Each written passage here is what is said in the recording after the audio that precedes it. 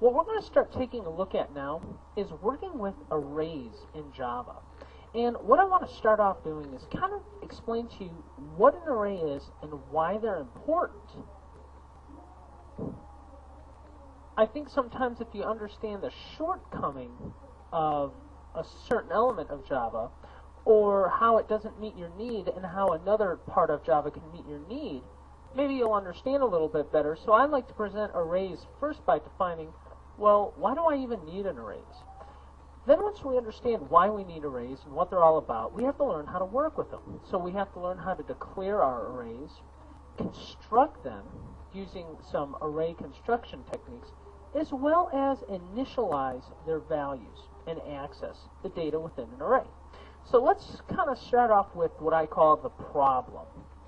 To begin, I'm going to hop out to TextPad, and we're going to start using TextPad. It is probably the primary tool to go ahead and develop our Java applications in. And I'm going to create a class. So public, let's get rid of that, show tooltip, public class array demo1, and go ahead and save that, and I'm going to save it as C Java. I'm going to create it in my arrays directory, and I'll call this array demo1.java. And you can see TextPad is well aware that we're working in Java, which is pretty neat. So public static void main string args. Oops, let me back this up. By the way, this whole string arg things is going to come together for you in this particular movie. Okay, so I want to declare a variable of type string. String data is character data, you know, like a person's name. So string my name. Well, my name is Robert, so that's fine. But what if I want to have a string my pets? I have 2 dogs. How am I supposed to store both my dogs in one data type, in one variable? I'd have to do like my pet 1, and my first dog's name is Max, and then I'd have to do string my pet 2, and my second dog's name is Bitsy. So how would I, but I don't want to do that. See, the problem is I just want to have one variable that is of type string, and I want it to store all of my pets, you know, because not only do I have 2 dogs, I've got, you know, some, you know, aquatic dogs, I've got a bird. All right, I lied. I don't really have a bird, but let's say I had a bird. I had a bird. You know, I want to store all that stuff in one variable with one variable name. Well, enter arrays. Arrays are going to help us do that. So that is the problem. So let's take a look at what exactly an array is. So now that you understand my challenge is I need one variable that stores all of my pets' names. So how does an array help me? Well, an array is an object type, and I haven't talked a lot about objects yet, but let's just say they're reference variables. We could think of them as just like a variable that allows me to store several values in one reference type, one variable reference type, or like an object, okay? They are groups of, actually, technically speaking, they're groups of contiguous memory locations of the same type that is accessed to and referenced by the same name. And you can put just about anything in an array. Any of the primitive data types we talked about, and any of the objects we're going to learn about. So in memory, this cloud here represents, you know, the memory, the heap, where reference types go. And what we are going to do is we're going to store several values. So this first row here are the values. A lot of people in the past have taught memory arrays as kind of like being a single column or single row table or a spreadsheet, because this array, let's say this particular array represented by this circle here in memory, let's say this array is called my pets, okay? Well, over here, I'll put Max. That's the first value. The second value would be Bitsy. The third value would be Lily. That's one of my frogs. And as a kid, I had a little cockatiel, and I called her Kipper, and that would be the third value. Now, what's interesting about arrays is they have values, but they also have indices or index positions where a certain value lives in the array. So you can say this is an indices or an index position. And I use the term indice or index position kind of interchangeably.